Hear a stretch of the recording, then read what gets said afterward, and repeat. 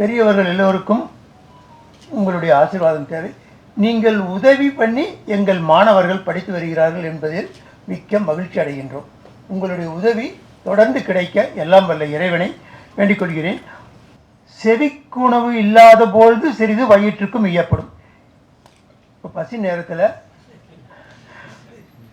செவிக்கு உணவு கொடுக்குறேன்னா நீங்கள் இந்த செவிக்கு உணவு கொண்டீர்களே ஆனால் பசி தெரியாது. அந்த அளவுக்கு முடிந்த அளவுக்கு உங்களுடைய பசி தோன்றாமல் நாங்கள் பார்த்துக்கொள்கிறோம். தமிழ்நாடு வேளாண்மை பல்கலைக்கழகத்தில் சேர்ந்து படிக்கும் அளவிற்கு உங்களுக்கு ஒரு வாய்ப்பு கிடைத்தமைக்கு கடவுளுக்கு நீங்கள் நன்றி சொல்ல வேண்டும். ஏனென்றால் இது இந்தியாவிலேயே நம்பர் 1 யூனிவர்சிட்டி, இந்தியாவில் நம்பர் 1 யூனிவர்சிட்டியாக இருந்து கொண்டிருக்கிறது. உலக அளவிலே டிஎன்ஏயு என்றால் உலகத்தில் எல்லா இடத்திலும் தெரியும், எல்லோரும் இதை ரெஸ்பெக்ட் பண்ணுவார்கள். இங்கிருந்து படித்து சென்ற மாணவர்கள் என்றால் எல்லோரும் மதிப்பார்கள். அந்த முறையிலே இதை உங்களுக்கும் ஒரு நல்வாய்ப்பு கிடைத்திருக்கிறது. இதை நல்ல விதமாக நீங்கள் பயன்படுத்தி கொள்ள வேண்டும். சொல்ல வேண்டியதில்லை, சொல்லாமலே உங்களுக்கு தெரியும். இருந்தாலும் கற்க கற்க ஓகே, மிக்க மகிழ்ச்சி. ஸோ நீங்கள் படிக்க வேண்டியதை சிறப்பாக கசடர பிழையில்லாமல் எப்படி படிக்கணுமோ அப்படி படித்து முன்னேறணும். ஸோ இப்போ நீங்கள் எல்லாம் தூங்கி இருக்க மாட்டீங்கன்னு நினைக்கிறேன். ஏன்னா நீங்கள் தானே திருக்குறளை சொல்லி முடிச்சீங்க. மிக்க மகிழ்ச்சி. அதே மாதிரி ஒரு காரியம் செய்யணும்னாக்கா எண்ணி துணிந்த பின் எண்ணுவோம் என்பது எடுத்து ஒரு நல்ல காரியம் செய்யணும்னாக்கா நான் முதல்லையே திங்க் பண்ணிக்கணும், பிளான் பண்ணிக்கணும். பிளான் பண்ணுறதுக்கு ரமேஷுக்கு விட்டால் வேறு ஆள் இருக்குமான்னு சந்தேகம். அந்த அளவுக்கு பிளான் பண்ணி எல்லாத்தையும் செய்கிறாரு. அந்த எண்ணி துணிக கருமத்திற்கு உதாரணமாக இருப்பவர் அவர். ஸோ நீங்கள் வாழ்க்கையில் ஒரு காரியம் செய்யறதுக்கு முன்னாடி கரெக்டாக பிளான் பண்ணி செஞ்சீங்கன்னாக்கா சக்ஸஸ்ஃபுல்லாக வருவீங்க. அடுத்த குறளை சொல்லலாங்களா? யாகாவாராயினும் இது மறந்து போச்சா? சோகாப்பர் மிக்க மகிழ்ச்சி. அதாவது நம்ம பேசும் பொழுது என்ன சொல்லணுமோ அதை கரெக்டாக சொல்லணும். தவறுதலாக சொல்லி யாருக்கும் மனசு புண்படுற மாதிரி நடந்துக்கூடாது. கேடில் விழிச்செல்வம் பரவாயில்ல, எல்லாரும் திருக்குறள் நல்லாவே படிச்சிருக்கோங்க. எங்கள் மாணவர்கள் திருக்குறளிலே தலைகளாக படித்திருக்கிறார்கள் என்று கூட சொல்லலாம். அந்த அளவிற்கு மிக்க நன்றாக உங்களுடைய தமிழ் ஆசிரியர் சொல்லி கொடுத்து கொண்டிருக்கிறார்கள். மிக்க மகிழ்ச்சி. அந்த மாதிரி ஒரு கல்வியை நாம் சிறப்பாக கற்றுக்கொள்ள வேண்டும். அதே மாதிரி வாழ்க்கையில் நமக்கு பல பேர் பல சில தொந்தரவுகளை சார் பசியெல்லாம் அவங்களுக்கு வராது என்று செவிச்செல்வத்தை கேட்டுக்கொண்டிருக்கின்றார்கள். நீங்கள் கொஞ்சம் பொறுமையாக இருக்குமாறு அன்போடு கேட்டுக்கொள்கின்றேன். இன்னா செய்தாரை ஒருத்தல், அதாவதுங்க நமக்கு யாராவது ஏதாவது தீங்கு செஞ்சாலும் அதை பெருசுபடுத்திக்க கூடாது. அவங்களுக்குரிய தண்டனை கொடுக்குறது எப்படி தெரியுங்களா? நமக்கு கெடுதல் செஞ்சவங்களுக்கு தண்டனை எப்படி கொடுக்குறது? அவரே வெட்கப்படும் அளவிற்கு அவருக்கு பல நல்லதை செய்து முடித்தால் அவர் முகம் நாணி நாம் இந்த மாதிரி தப்பு செஞ்சிட்டுமே அவர் வருத்தப்படுற அளவுக்கு நம்ம அவருக்கு நல்லது செய்யணும். அதுக்கப்புறம் நன்னயம் செய்து விடல்னு வள்ளுவர் போட்டிருக்காரு. என்னன்னாக்கா நல்லது செஞ்சுட்டு நான் இந்த மாதிரி நல்லது செஞ்சேன்னு சொல்லி காட்டக்கூடாது.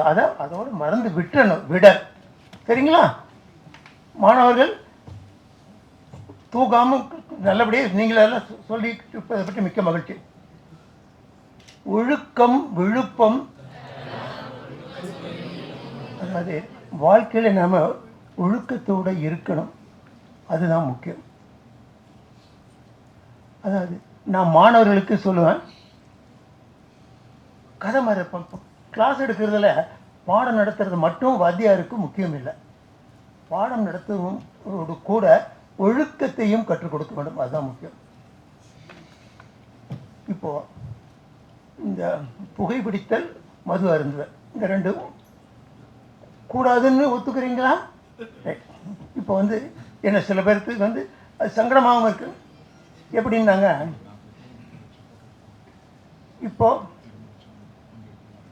நீங்கள் படிச்சுட்ருக்கீங்க, 2 பேர் 2 பசங்க இருக்கீங்க, ரைட்.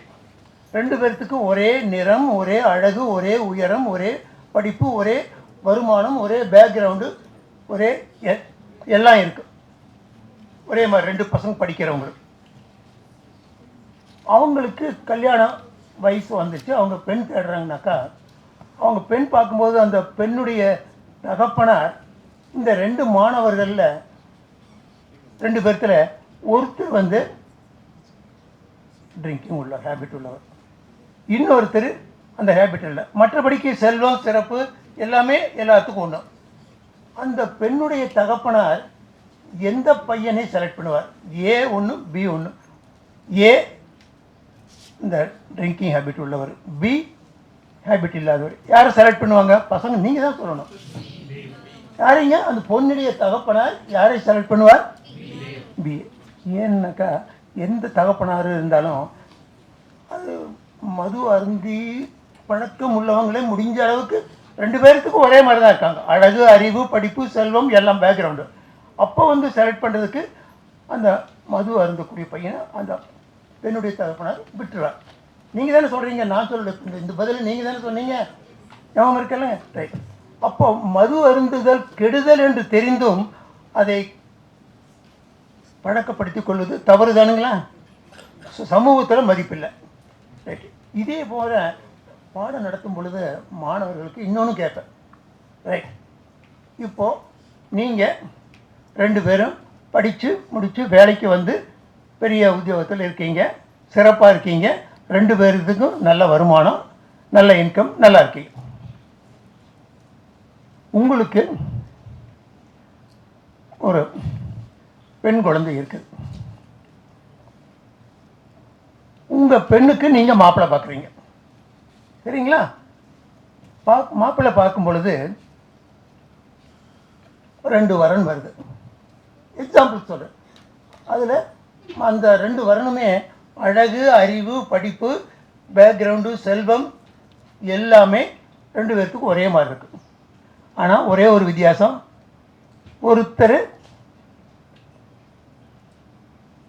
ஒருத்தர் வந்து ட்ரிங்கிங் அண்ட் ஸ்மோக்கிங் ஹேபிட் உள்ளவர், இன்னொருத்தர் அது இல்லாதவர். நீங்கள் உங்கள் பெண்ணுக்கு எந்த மாப்பிள்ளையை தேர்ந்தெடுப்பீர்கள்? சொல்லுங்க பார்க்கலாம். சத்தமாக சொல்லணும். நீங்கள் சொல்லுங்க, எல்லாரும் சொல்லணும். நீங்கள் தான் தூங்கக்கூடாதுங்க இருக்காதான் உங்களை இன்வால்வ் பண்ணி இன்டராக்ஷனில் தான் நான் பேசிகிட்டு இருக்கிறேன். நானாக பேசலை, இட் இஸ் கால்ட் இன்ட்ராக்ஷன். நீங்கள் யாரை செலக்ட் பண்ணுவீங்க? சொல்லுங்கள். இல்லாதவங்க. ஏன்? அதாவது சொசைட்டியில் அல்லது உண்மையாகவே அந்த ட்ரிங்கிங் அல்லது ஹேபிட் அல்ல ஸ்மோக்கிங் இருக்கும் பொழுது உடல் நலம் பாதிக்கும், எல்லாமே நடக்கும், என்ன வேணாலும் நடக்கும். அது அவ்வளவு நல்லது இல்லைங்கிறது மாணவர்களாகிய நீங்களே புரிஞ்சுட்டு உங்கள் பெண்ணுக்கு நீங்கள் அந்த மாதிரி ஒரு மாப்பிள்ளையை செலக்ட் பண்ண மாட்டேன்னாக்கா அந்த மாதிரி ஒரு ஹேபிட்டை நீங்கள் இப்போ கற்றுக்கலாமா?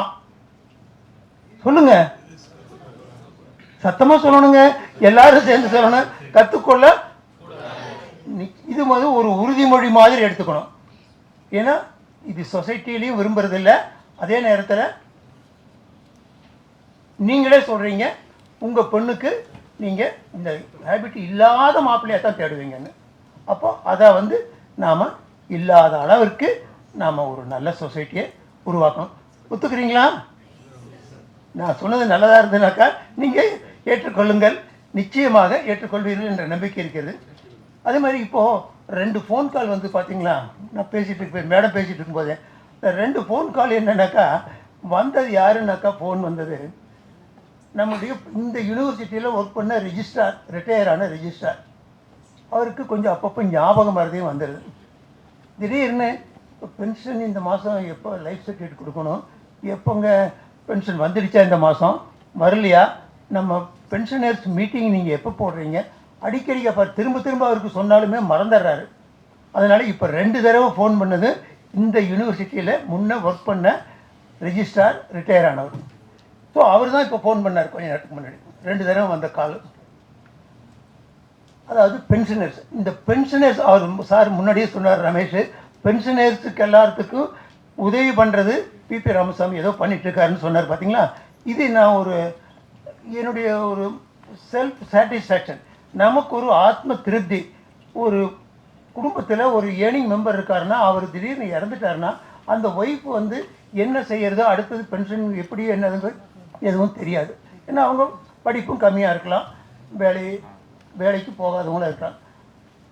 எனக்கு உடனடியாக எனக்கு ஒரு கால் வரும். எல்லா இடத்துலையும் சென்னை ரீஜன்கிறது சென்னை, திருவள்ளூர், செங்கல்பட்டு, திருவண்ணாமலை, கடலூர், இந்த பாண்டிச்சேரி வரைக்கும் உள்ளது ஏரியா முழுவதும் நான் சென்னை பிரான்ச் செக்ரட்டரியாக Tamil Nadu agricultural university pensioners association Chennai பிரான்ச்சை நான் பார்த்துக்கிறேன். ஸோ எந்த இடத்துல யார் ஒரு பென்ஷனர் இறந்தாலும் உடனே எனக்கு ஒரு கால் வரும், இறந்துட்டாருங்க என்ன பண்ணுறது. அடுத்த பதில், எதுக்கும் கவலைப்படாதீங்க, டோன்ட் வரி ஃபார் எனிதிங். உங்களுக்கு வேணுங்கிற, அம்மாவுக்கு வேணுங்கிற, பையன் ஃபோன் பண்ணுவான், அம்மாவுக்கு வேணுங்கிற பென்ஷன், ஃபேமிலி பென்ஷன் வாங்கி கொடுக்குறது என்னுடைய பொறுப்பு, ஒரு பைசா உங்களுக்கு செலவில்லை அப்படின்னு சொல்லிட்டு அவங்களுக்கு வேணுங்கிறது எல்லாத்தையும் ஃபார்ம் கொடுத்து ஃபில்லப் பண்ண வச்சு, அந்த ஃபில்லப் பண்ணுறதுக்குரிய மாடல் ஃபில்லப் பண்ண ஃபார்மையும் கொடுத்து இதே மாதிரி ஃபில்லப் பண்ணிட்டு, ஃபில்லப் பண்ணதுக்கப்புறம் சந்தேகம் இருந்தாலும் என்னை கேளுங்கன்ட்டு அவங்கள கொண்டு வந்து கொடுக்க வச்சு அதை எல்லாத்தையும் செக் பண்ணி, அதுக்கப்புறம் எந்த இடத்துல இருக்காங்களோ அங்கேயே தான், இங்கே கோயம்புத்தூருக்கு வர்றதில்லை, இங்கே தான் எங்களுக்கு பென்ஷன் கொடுக்குறாங்க, இருந்தாலும் இங்கே யாரும் வர வேண்டாம்னு சொல்லிவிட்டு அங்கேயே சென்னையிலேயே அந்த ரீஜன்லேயே முடிச்சுட்டு அதை கவுண்டர் சைன் பண்ணி இங்கே அனுப்பிச்சி வைக்க வேண்டிய பொறுப்பு முழுவதையும் நான் பார்த்து கொள்கிறேன். இது எனக்கு ஒரு ஆத்ம திருப்தி. அதாவது சமூக சேவை பல விதத்தில் செய்கிறதில் இது ஒரு சிறு சேவையாக நான் நினச்சி தொடர்ந்து செஞ்சிட்ருக்கிறேன். இப்போவும் அந்த புருஷோத்தமன் ஃபோன் பண்ண மாதிரி அப்பப்போ வரக்கூடிய சந்தேகங்கள் எல்லாத்தையும் நிவர்த்தி பண்ணி கொடுத்து எல்லாருக்கும் உதவி பண்ணி கொண்டிருக்கின்றேன்.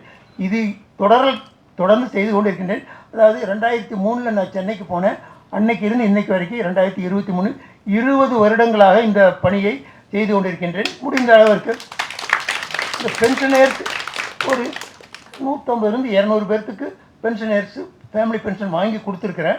இது போக அடிக்கடி மறந்துடுவாங்க, லைஃப் சர்டிஃபிகேட் கொடு, திடீர்னு ஒரு கால் வரும், நான் எனக்கு இந்த மாதம் பென்ஷன் வரலைங்க என்னன்னு தெரியலையுமா, நான் எனக்கு தெரியும் இவங்கெல்லாம் மறந்துடுவாங்கன்னு, இந்த லைஃப் சர்டிஃபிகேட் கொடுத்தீங்களான்னு கேட்பேன். இல்லைங்க அப்படின்னா, இல்லைங்களேம்மா கொடுக்குங்க போனால் ரொம்ப நாளைக்கு முன்னாடியே கொடுத்துட்டேனே அப்படின்னு. ரொம்ப நாளைக்கு முன்னாடி அந்த இயருக்கு முன்னாடி கொடுத்துருப்பாங்க, அந்த ஏப்ரல் டு செப்டம்பருக்குள்ளே அந்த கொடுக்க வேண்டிய சூழ்நிலை, அந்த டேட்டை விட்டுட்டு எப்போ கொடுத்துருப்பாங்க. ஸோ இதெல்லாம் வந்து அவங்களுக்கு ஹெல்ப் பண்ணுறது ஒரு சின்ன சமூக சேவையாக செஞ்சிட்ருக்கிறேன். இது தொடர்ந்து செய்து கொண்டிருக்கின்றேன். கடவுள் ஆசீர்வாதம் எனக்கு வேண்டும். அவங்க சொன்ன மாதிரியே இந்த டிரைவிங்னு சொல்லிட்டு இன்றைக்கி செல்ஃப் டிரைவிங், நேற்றுக்கு இங்கேருந்து வர்றதுக்கு முதல் நாளும் என்னுடைய பேரன் காலேஜுக்கு போயிட்டு கல்யாணம் ஆகக்கூடிய பேரன் அவன் திரும்பி வந்துடுவான், மெட்ரோ ஸ்டேஷனில் வந்து இறங்குவான், அங்கேருந்து வீட்டுக்கு கூட்டிகிட்டு வர்றதுக்கு நான் சென்ட்ரலில் ட்ரெயின் ஏறுறேன் அப்படின்னு சொல்லுவோம். எனக்கு ஃபோன் வரும், நான் மறுபடியும் அண்ணா நகர் டவர் பார்க்கு ஸ்டேஷனுக்கு வர்றதுக்கு 10 மினிட்ஸ் ஆகும். எனக்கு ஃபோன் வந்தோன்னா அடுத்த நான் கார் எடுத்துகிட்டு போய் அங்கே வெயிட் பண்ணுவேன், அவன் வந்து இறங்குவான், நான் வீட்டுக்கு கூப்பிட்டு. இதுக்கு முன்னாடியும் என்னுடைய பேரனுக்கு எல்கேஜியிலேருந்து அவன் இன்றைக்கி காலேஜ் படிக்கிறான்னா, காலேஜ் படிக்க வரைக்கும் காலேஜில் ட்ராப் பண்ணுறது, திரும்ப கூட்டிகிட்டு வர்றது. 2 பேரன் படிக்கும்பொழுது ஒருத்தனுக்கு 2 மணிக்கு முடியும், இன்னொருத்தனுக்கு 4 மணிக்கு முடியும். ஸோ அந்த 2 மணிக்கு முடிவுற கூட்டிகிட்டு வந்து வீட்டில் விட்டுட்டு மறுபடியும் போய் 4 மணிக்கு முடிவுற வரை அப்புறம் போய் கூப்பிட்டு வரும். ஸோ இதெல்லாம் வந்து நான் செல்ஃபாக நான் பூஸ்ட் பண்ணிக்கிறேன்னு நினைக்க வேண்டாங்க. அது நம்ம குடும்பத்தையும் நாம் பார்த்துக்கணும். இந்த பேர குழந்தைகளையும், பசி வருதுங்களா, செவிக்கின்பம் இருக்குதுங்களா, செவிக்கின்பம் இருக்கிற மாதிரி சொல்ல. அடுத்தது முக்கியமாக நன்றி மறப்பது. நமக்கு உதவி செஞ்ச முகவரியை நமக்காக நன்றி செஞ்சுருக்காங்க இல்லைங்களா, அந்த நன்றியை மறக்கலாமா, மறக்கக்கூடாது. மிக்க மகிழ்ச்சி. அதே மாதிரி அமைதியாயிட்டீங்க எல்லாரும், சரி பரவாயில்ல. இருந்தாலும் அதாவது நான் வந்து நானாக பேசுறது இல்லை, இன்டராக்ஷன், உங்களோட கலந்துரையாடல் மாதிரி தான். இதுக்கப்புறமும் ஆஃப்டர்நூன் நமக்கு ப்ரோக்ராம் இருக்குல்லங்க ரமேஷ், இருக்கு. ஆஃப்டர்நூனில் வேறு ஒரு கிஸ் ப்ரோக்ராம் அப்போ நடத்துகிறேன், அது நீங்கள் அப்போ பாருங்கள். இப்போ என்னென்னாக்கா, மாறுபாடு இல்லாத உண்டி மறுத்து உண்ணின் ஊறுபாடு இல்லை திருக்குறள் அதிகமாக நீங்கள் படிக்கிறது இல்லையா? அதாவது மாறுபாடு இல்லாத உண்டி மறுத்துண்ணின் ஊறுபாடு இல்லை உயிர்க்கு.